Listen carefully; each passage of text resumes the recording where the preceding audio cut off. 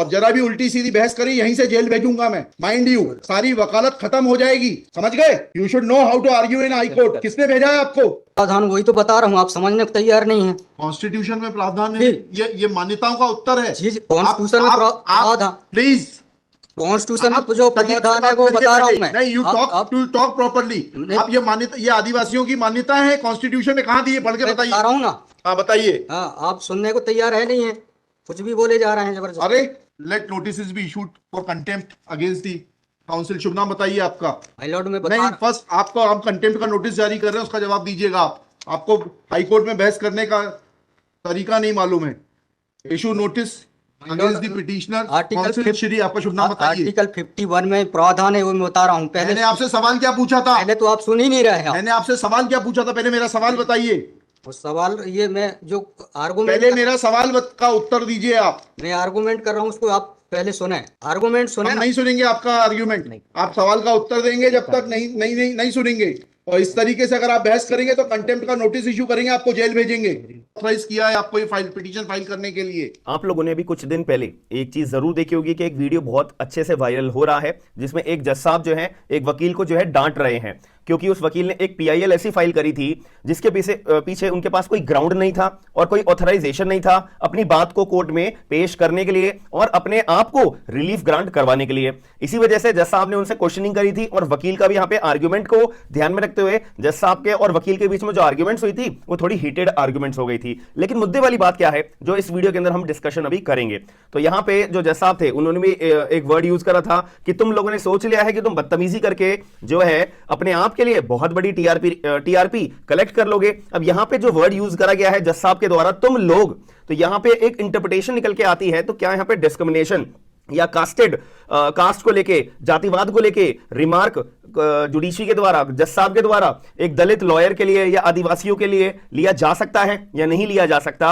और ये जो पर्टिकुलर वीडियो के अंदर आर्गुमेंट जो कोर्ट के अंदर ऑनरेबल हमारे जो मध्य प्रदेश के जो हाई कोर्ट थे जबलपुर बेंच के अंदर जो ये आर्गुमेंट चल रही थी, तो इसके पीछे भी ये जातिवाद को लेके एक दलित लॉयर के ऊपर कोई यहां पे रिमार्क बनाने की कोशिश करी गई थी या नहीं करी गई थी? इसी चीज को इस वीडियो के अंदर हम अपना समझते हैं, फिर आप लोग पूरी वीडियो को देखने के बाद अपना कमेंट बॉक्स के अंदर अपना पॉइंट ऑफ व्यू जरूर बताइएगा। तो सबसे पहली बात, यहां पे एक पीआईएल फाइल करी गई थी कि यहां पे ना एक रिलीजियस इवेंट स्टेट के अंदर होगा और उसके बाद जो है ना वो सेंटिमेंट्स जो होते हैं हमारे ट्राइबल कम्युनिटी के, उनके जो सेंटिमेंट्स होते हैं वो बहुत ज्यादा हर्ट होंगे। तो इसके पीछे जज साहब ये इवेंट ना हो पाए, इसी वजह से मैं आपके पास पीआईएल फाइल करने के लिए आया हूं। ठीक है भाई, जज साहब ने केवल इतनी सी बात पूछी थी कि ठीक है भाई तुम पीआईएल फाइल करने तो आए हो, बहुत बढ़िया बात है, लेकिन तुम्हारे पास ट्राइबल कम्युनिटी के बिहाफ पे पीआईएल फाइल करने के लिए कोई ऑथराइजेशन लेटर है? ऐसे थोड़ी ना तुम बेवजह आ जाओगे, किसी व्यक्ति को दिक्कत हो नहीं रही है, उस व्यक्ति को दिक्कत नहीं हो रही है और तुम उसके फेवर में या उसको रिलीफ दिलाने के लिए कोर्ट में आ रहे हो, या जिस व्यक्ति को दिक्कत हो रही है, जिस कम्युनिटी को दिक्कत हो रही है, आप उनसे एक ऑथराइजेशन तो लेटर तो लेके आओ। ठीक है, अब इस केस में जज साहब ने वही बात करी वकील साहब से कि आपके पास कोई ऑथराइजेशन लेटर है तो आप हमारे को दिखाइए।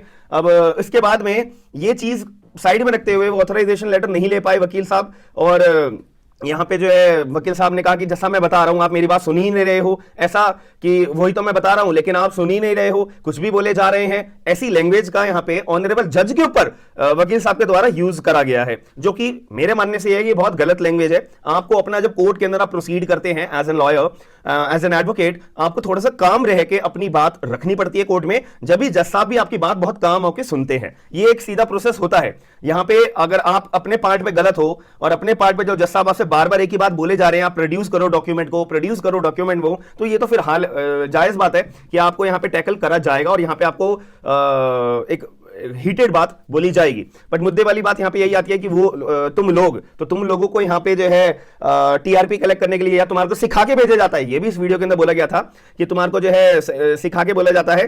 तो ये सब लैंग्वेज का यूज करना हमारे कोर्ट के अंदर, कोई यहाँ पे जातिवाद को लेकर रिमार्क करना होगा, हमारे दलित लॉयर हो कोई या आदिवासी हो उनके ऊपर कुछ होगा, ट्राइबल कम्युनिटी के ऊपर कोई रिमार्क के ऊपर होगा? द आंसर इज नो, बिल्कुल भी नहीं होगा भाई। आप अगर पूरी वीडियो देखोगे तो उसके अंदर साफ बात है कि आप अगर किसी अन्य व्यक्ति के साथ में आर्ग्यूमेंट ऐसी स्टेज पे आके कर रहे होंगे तो आप भी जायज बात है गुस्से में आओगे और आप उसी को ही बात बोलोगे कि भाई तुम्हारे को हमने बोला था कि तुम अपनी लैंग्वेज को या तुम काम डाउन हो, लेकिन तुम काम डाउन नहीं हो पा रहे हो।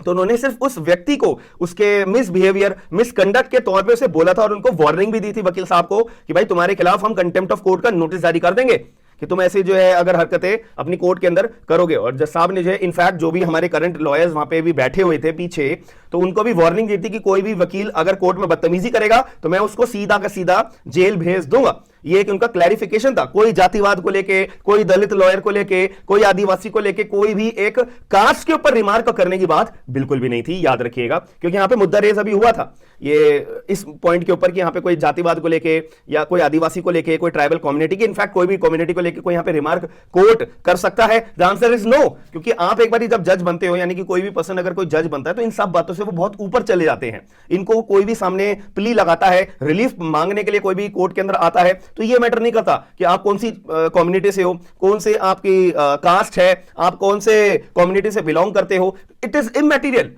याद रखिएगा, आप कभी भी कोर्ट के अंदर अगर आप एज एन एडवोकेट अपीयर होते होंगे तो ये चीज आप भी ऑब्जर्व करते होंगे, तो इसके अंदर आप याद रखिएगा। और यहां पे जो है जज साहब ने ये बात इसलिए बोली थी क्योंकि यहां पे यही था कि all the lawyers present in the court against filing motivated and misbehaving court, ये उनके ऊपर बोला गया था कि अगर कोई भी वकील आ रहा है ना कि भाई स्पॉन्सर्ड पीआईएल फाइल करने के लिए या मोटिवेटेड पीआईएल फाइल करने के लिए सिर्फ और सिर्फ पब्लिसिटी पाने के लिए, और जो तुम्हारे को सिखा के भेजा जाता है कि तुम कोर्ट में बदतमीजी करो ताकि तुम्हारे को जो है थोड़ी पब्लिसिटी मिल पाए कोर्ट में, अगर किसी ने ऐसा करा तो उसको मैं जेल भेज दूंगा। तो ये बात केवल सीधे तौर पर, अगर आप पूरी वीडियो देखोगे, थोड़ी सी क्लिप मैं वीडियो की अपने दिखा भी दूंगा जिससे कि आपको थोड़ा सा एक्नॉलेजमेंट बेहतर मिल पाएगा।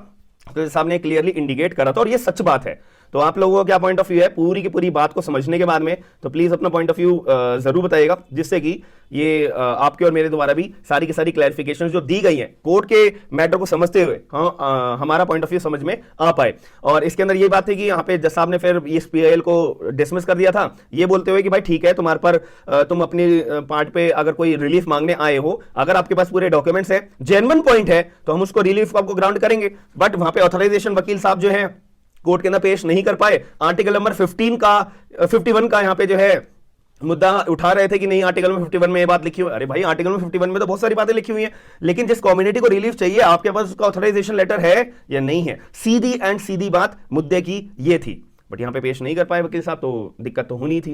तो और यहाँ पे जो है वकील साहब को वार्निंग भी दी गई थी for the misconduct, professional misconduct. अगर आप वीडियो देखोगे, आप अपना पॉइंट ऑफ व्यू बताइएगा क्या यहाँ पे वकील साहब के द्वारा या वकील साहब के पार्ट पे कोई एक प्रोफेशनल मिसकंडक्ट यहाँ पे शो हुआ या नहीं हुआ। आप अपने पॉइंट ऑफ व्यू जरूर बताइएगा। और वीडियो के अंदर जो मैंने आपको जानकारी दी है और आपका क्या मुद्दा समझ में आया और आपका क्या पॉइंट ऑफ व्यू है, कमेंट बॉक्स के अंदर जरूर बताइएगा एज एन एडवोकेट और एज अ जनरल पब्लिक कि यहाँ पे क्या हम किस फेज के अंदर इस बात को समझते हैं। बाकी अगर वीडियो को समझ में आई है तो वीडियो को लाइक जरूर करेगा, चैनल को सब्सक्राइब करके लोगों तक शेयर जरूर करेगा। हम मिलते हैं नेक्स्ट वीडियो में। थैंक यू, धन्यवाद।